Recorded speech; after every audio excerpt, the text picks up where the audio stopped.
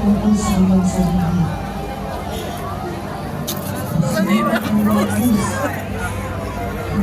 Diyos sa akin.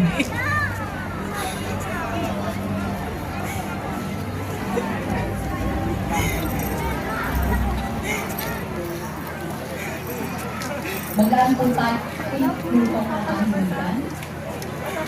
Panginoong Diyos na lubhang maawain, kami po ay lumalapit sa iyo na may puso tanggap ng krus. Kaya na dilawan ng iyong anak na si Jesus.